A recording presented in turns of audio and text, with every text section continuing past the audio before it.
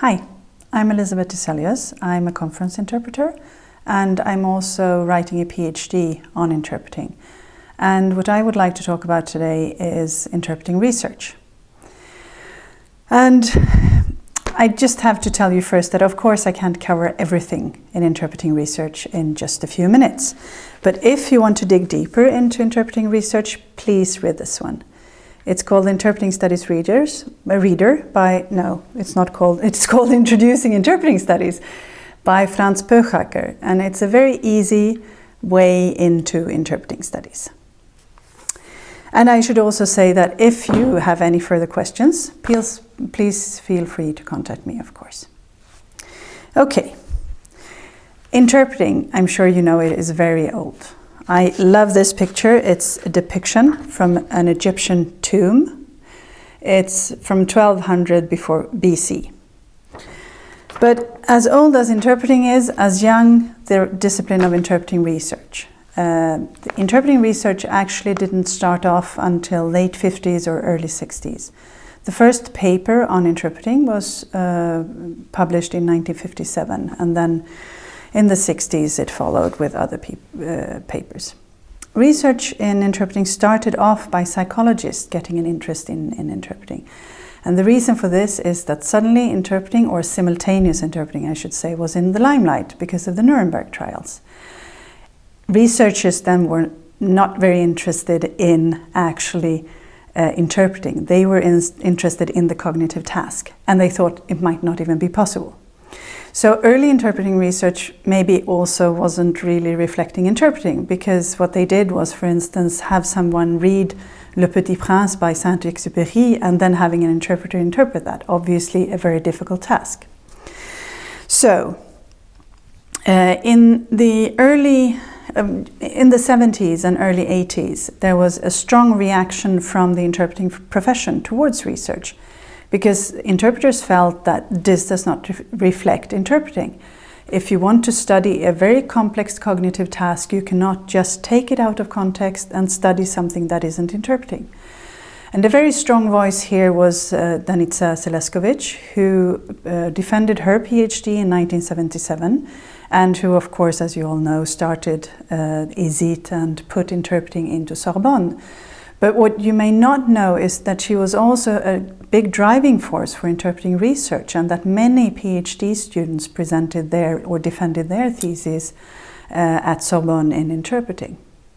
Okay, what was her big contribution to interpreting research was the interpretative theory, or the Sens Theory.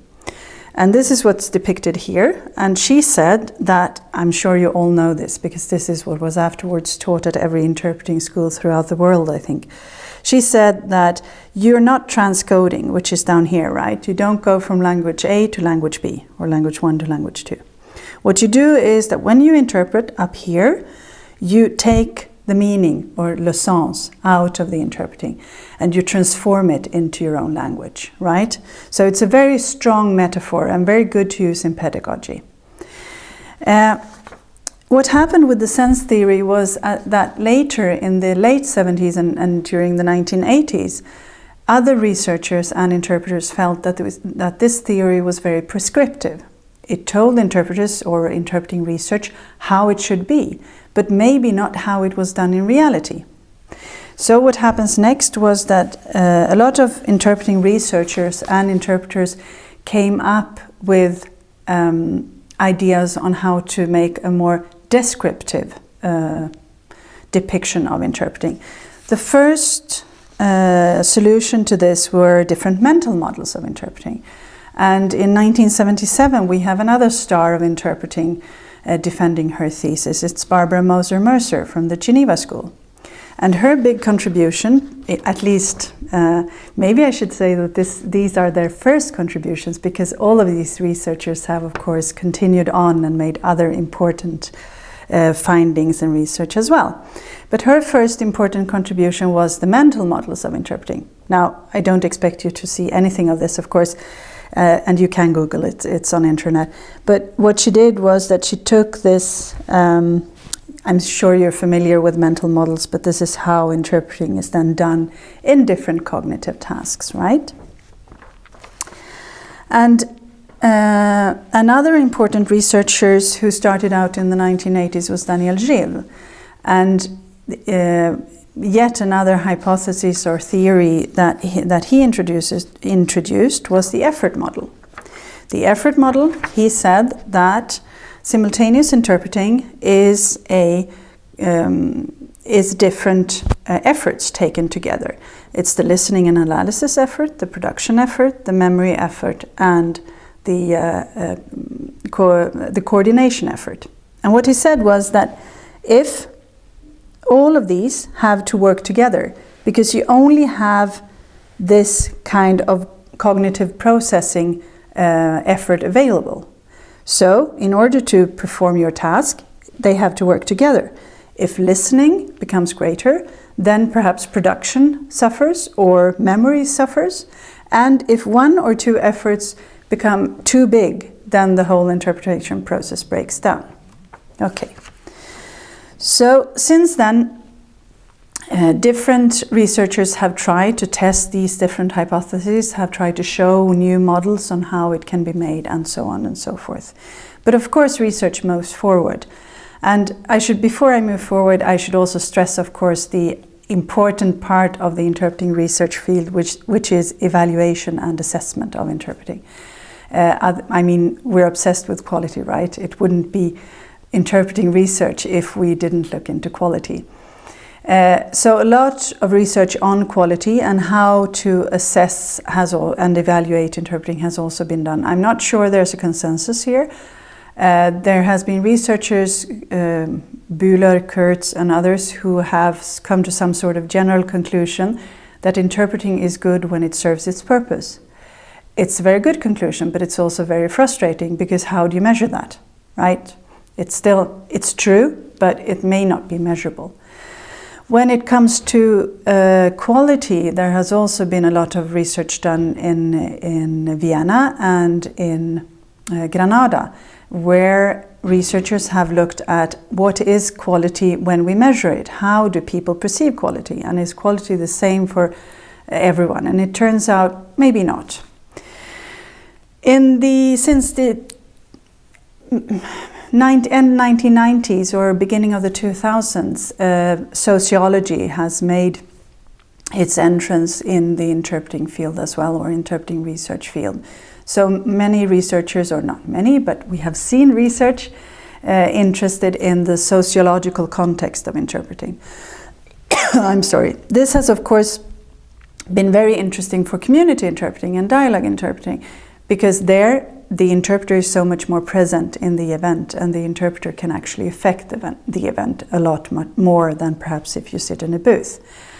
But it has also been done in conference interpreting research, and here researchers the first one was actually Purchaker, who went out into a conference and looked at how interpreters interpreted in a conference and analyzed their way of working from a more sociological perspective. Ebru Diriker, a Turkish researcher, did the same, and most recently I think there's a book by Claudia Monacelli. So much for sociology. Of course, there's a lot more to be done.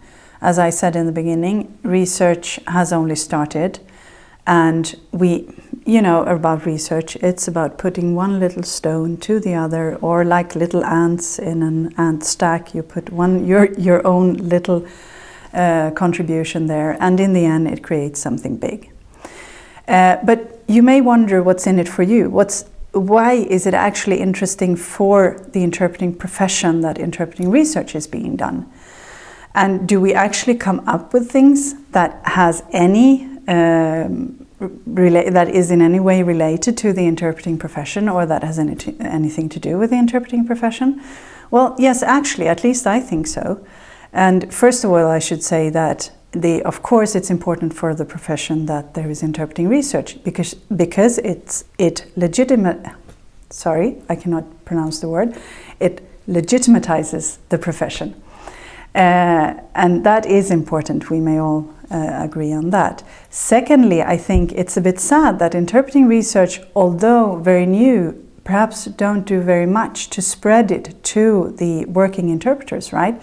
So you may not be aware of things that affects your work, or that we, the researchers, have come up with and that interpreters can use. So I'll give you a little list of things that I think are interesting and that has shown in interpreting research and that may affect the interpreting profession or just teaching interpreting. The first is that speed may not be as detrimental to interpreting as monotony. So the speaker's pitch and range is much more important than the actual speed. The speaker can be very fast, but still possible to interpret. We tend to say that it's because he's reading, and of course reading is important here, but a very monotonous speaker can speak much slower and still be very difficult to interpret. Okay, that may not be for the interpreter, but for the speaker, but we have to work on that. Also, another interesting thing is that when users assess interpreting, they are influenced by so many more things that you perhaps don't even dream of. Okay? So, for instance, users agree with interpreters that accuracy is really important. We all agree on that. But when different user groups assess the exact same speech, but with different accents, so foreign accent or domestic accent, it turns out that the foreign accent gets lower scores on accuracy. So you're actually not assessed from the accuracy in your speech, but from the fact that you have a foreign accent. Okay? Another thing is, you may say that this is natural, but is that experienced interpreters encounter fewer problems and have more strategies at hand to solve the problems when they encounter them. This might seem obvious to you, but the fact is that in the beginning we didn't know really what the difference was between novices and experienced interpreters. And why should you hire an experienced interpreter when maybe a younger interpreter, less expensive, seem just as good? Well, it turns out that if it's really a difficult situation and the interpreter has to handle that, the experienced interpreter may have so many more strategies to solve the situation. Lag is another interesting thing. Lag, you know, the time you lag behind a speaker, may not just be seconds, but in fact it may be due to syntax, which perhaps an interpreter from German to Spanish would agree on. But lag is more due to syntax or to units, speech units, than it actually is to counting 1, 2, or 3 seconds, although we often say that, you know, interpreting is never more than 2 to 4 seconds after the speaker. But it actually has other things it is actually other things that influence that as well. And this is about us. We may think that we interpret faithfully all the time. We always use the first person. We really convey everything the speaker says. Of course we do. But it turns out when you listen to the interpreter that we also hedge a lot. And we hedge because we're not sure or because we don't agree with the speaker. And I'm sure you're familiar with the most common hedging. The most common hedging is says the speaker, right? And then we have a range of different hedgings. And I'll share a secret with you to finish off, if you promise not to say something to everyone else. And this is perhaps a bit embarrassing for the field, but although we do a lot of research into aptitude and we're struggling to find good aptitude tests, we still haven't found aptitude tests that can actually predict how you will succeed at the final exam. Thank you so much.